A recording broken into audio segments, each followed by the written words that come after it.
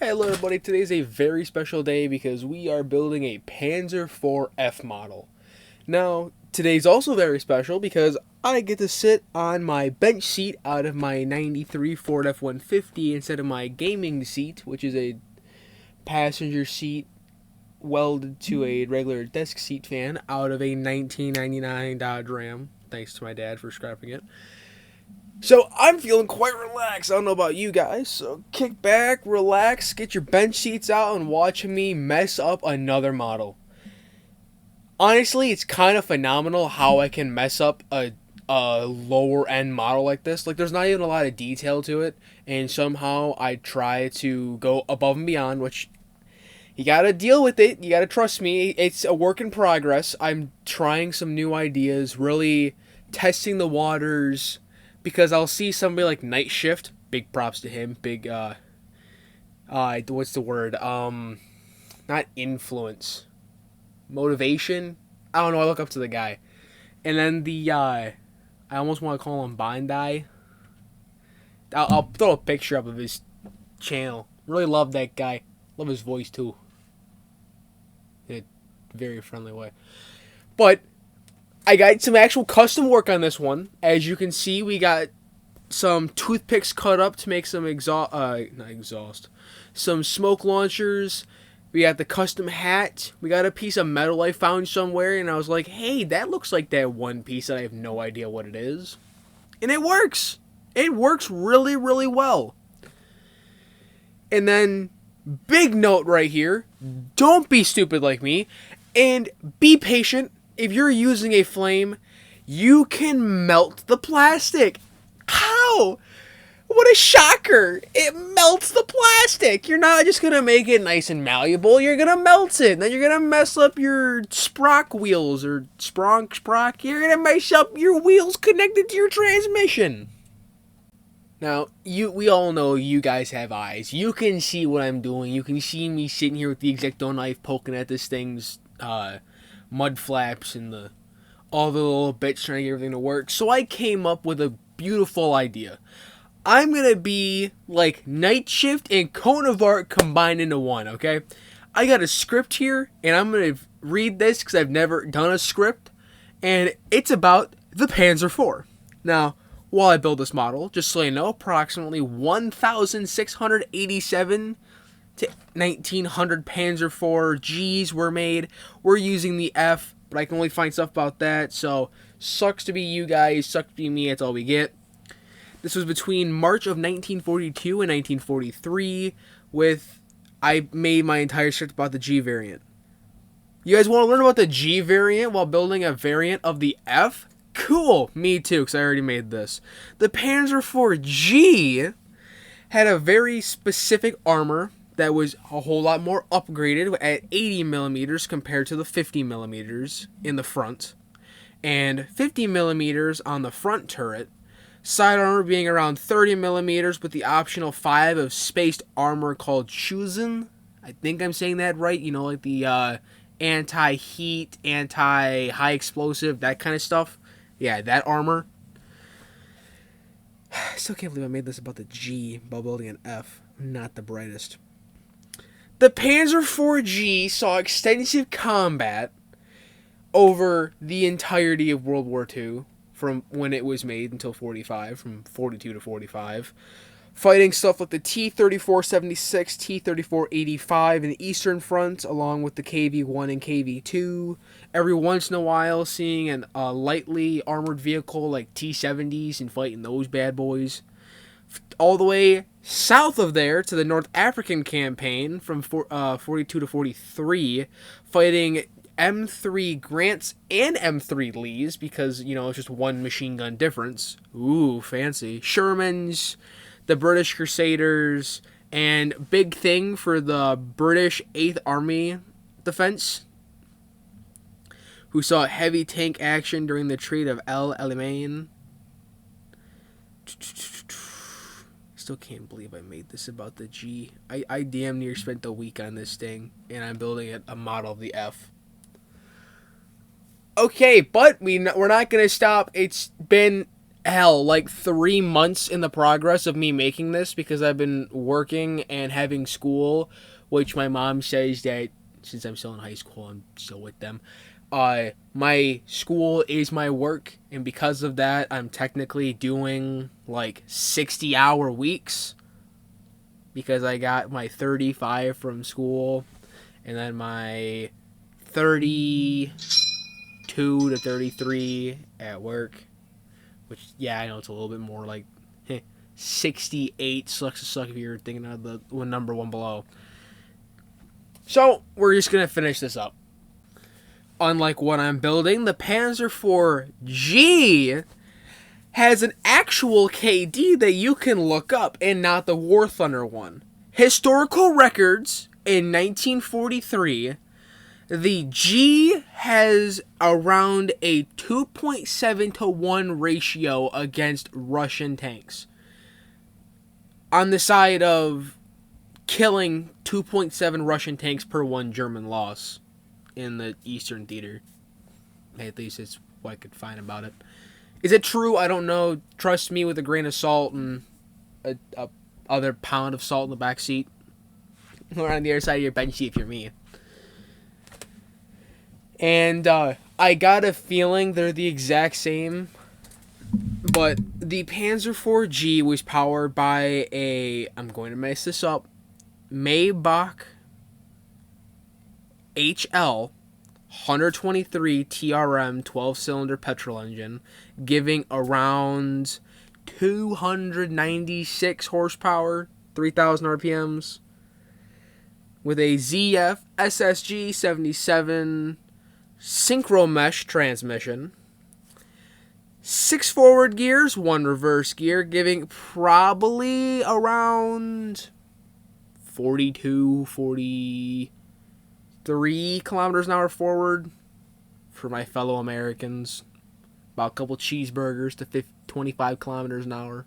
You know, really going slow, like a school zone.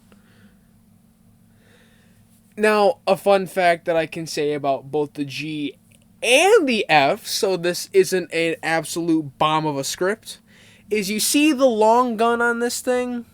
This is the L-43 gun. Later becomes the L-48. But I can confidently tell you that this gun, the longer barrel, was for more anti-tank than anti-infantry. The shorter barrel was for more anti-infantry, infantry positions, armored vehicles. The longer barrel was for longer distances, more penetration, and more I hate everything that's not German mindsets. But, yep, I apologize. I just yapped about the G while building the F. I know. Shame on me. Insult me in the comments. It's not like I can do a whole lot from here. That's another lie. I can do a whole lot. I can postpone this video by like another 4 days and just put F instead of G for everything and then say, it's... Now, ladies and gentlemen, as you can see, there is a tan top hat in this current section so far, because I haven't painted it yet. That is off of Etsy. There's a guy on there that sells a bunch of hats for their D&D peoples. I don't know, the D&D community, all that kind of stuff. And I was on there and I was like, hey, look, a top hat.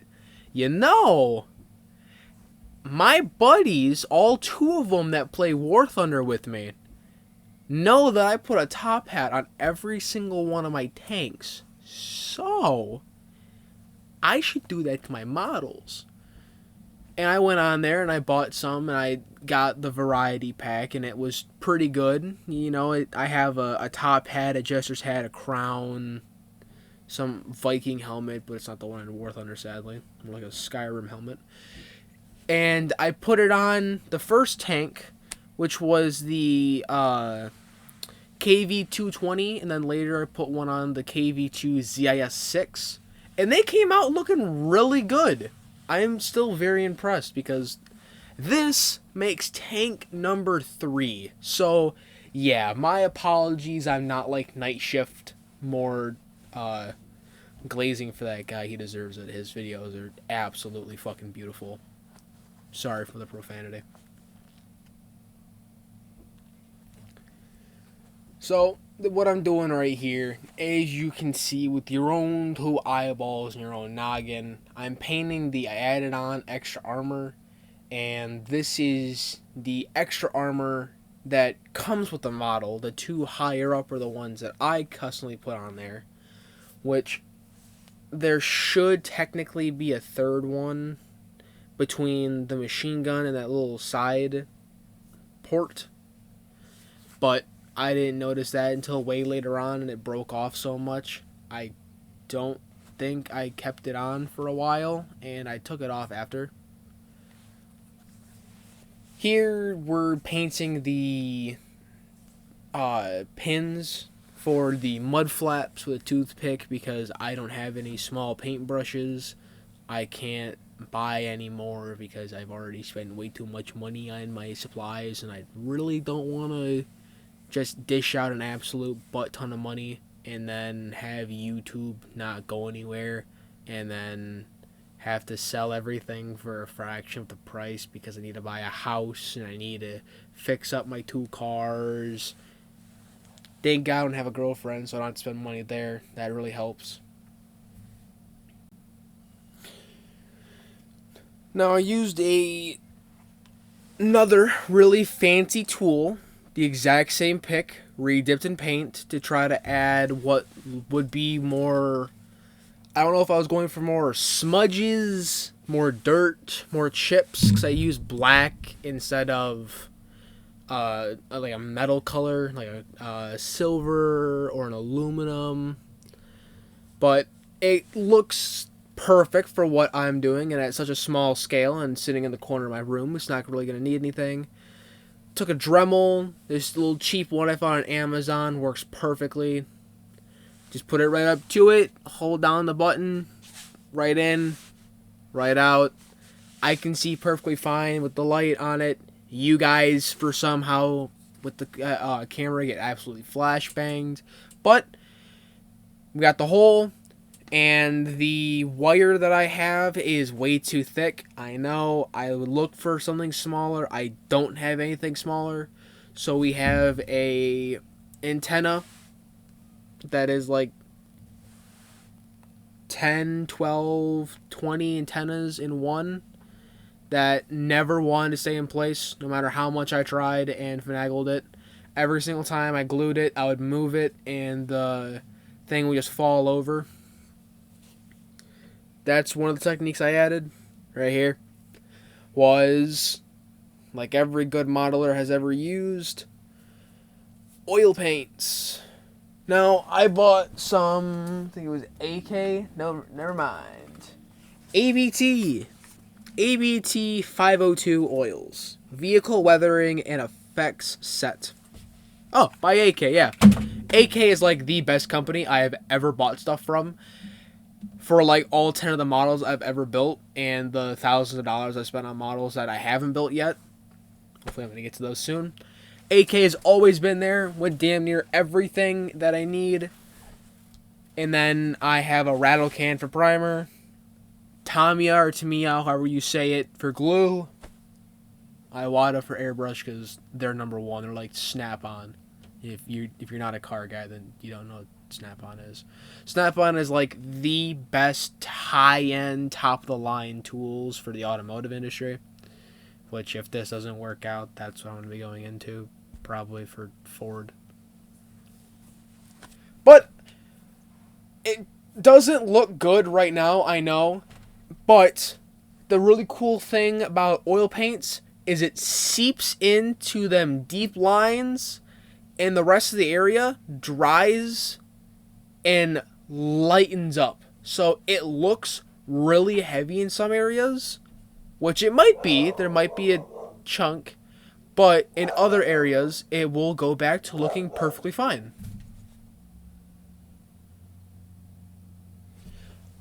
Okay, ladies and gentlemen, it is day 2 of recording this video and making sure everything goes by smooth. Today I got my co-host Salem, my long-haired black cat. That guy, I put him in the gameplay video. Might have called him some names. But we're still good. He's just sitting here looking at me, looking like a dork, looking in the hallway. Yep, he's a dork. Now, another thing, if you looked at the back of that, you'll see more wire that I tried to make like a tow hook. I think that's what it was supposed to be on the Panzer IV F in War Thunder. I think it's supposed to be a wound up tow hook. Because I don't have any smaller gauge wire, it's very thick. Also, I didn't really care for the underneath. I made a lot of brush strokes to try to make it look all muddy and stuff, but I never put it in camera frame. And my desk is back in gaming mode with my mouse pad and keyboard and all that stuff. I'm thinking about getting a new desk so I have one for each, so I never technically have to sit down, put everything away. There you go. Look at that. Yeah, here we go. More stupid stuff. This is note number 2. Do not mess with fire. Fire is not your friend. At least it's not to me. Because I don't know why I struggled so hard with this. The rubber tracks for these, absolutely despise them. I can't do them. No matter what tank I'm building. That and somehow I broke all the road wheels. I don't know how, but I pushed on and every single one came up. All 4 of them. But what I ended up doing is thinking about it. I melted the spronk wheel from the front, right? So then my idea was, hey, well, if I can burn that and then make it malleable so I can mess with it, then I can also do that with the track. The spot that I'm supposed to glue, that no matter what glue I use doesn't stick or anything, I can just melt it together. And then it doesn't need to come off because why would I mess with it? So that's exactly what I did. And then another note, really make sure you're writing this one down when you're kicked back and relaxed. The hot part of the flame, at least I think, is the red part. Because that seems to be the only way to get my little butane lighter to get my Exacto knife hot. Red hot. Like those videos from COVID era where someone would take a red hot steel ball and put it through a tower of foam and stuff. All that jazz. Man, were those some good times. Pre-model era me. Back when I played War Thunder religiously and nothing else. And now I play War Thunder religiously and 100% games on Steam. There you go. There's my streak lines. The side I'm showing you right now, that is hot glue. Didn't really come out well. The other side, melted together. It's beautiful. You don't see anything below the track. It looks nice and flush, nice and smooth compared to this shitty side where you can see every single bit of hot glue. I used some UV resin in order to get the antenna to stay in place. Painted the top hat. That took a while because I don't have small paintbrushes, as I said, and I'm quite a goober and somehow put green on my tank every spot I can. Now, water slide decals, they're abandoning my existence. They're not too hard if you use a 2-step process. The stuff behind me, the Micro Set and Micro Sol, very good products. I never really had good reviews to say for the Mr. Mark Softer and Mr. Mark Setter. Never really could get those two to work for me, but this stuff works beautifully. Then the last decals I have to put on is the 100 on both sides of the turrets.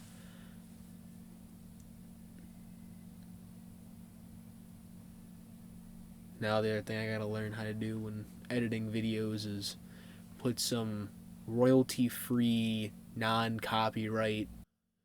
Okay, now we're getting near the end of the video. Really like to say thank you if you made it this far. The 9 people, maybe 10, now if I'm lucky, maybe the 10 people that watch my P-51 video. Big thank you to you guys. You guys watched a solid 2.5 minutes. Means a lot to me. Absolutely means a lot to me. Especially because this is going to be my future career right here.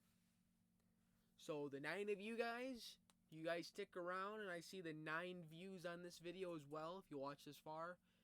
Big thank you to you. And I'll throw your name on the next model I build. How about that? Does that seem like a fair trade? I think it does. That sounds like a pretty fair trade. But this is the end right here. Nothing beats a couple decals. Every main step is complete. And as always, I don't know how to end off the videos. I don't know if there is a proper way to end it off. But that's going to complete it. This is the end of my Panzer IV-F video of gameplay and model. Next video to come out is a German aircraft. I can't tell you the BR. You'll just have to wait and watch. And as always, hope you have a good one, have a great one, and I'll see you in the next one.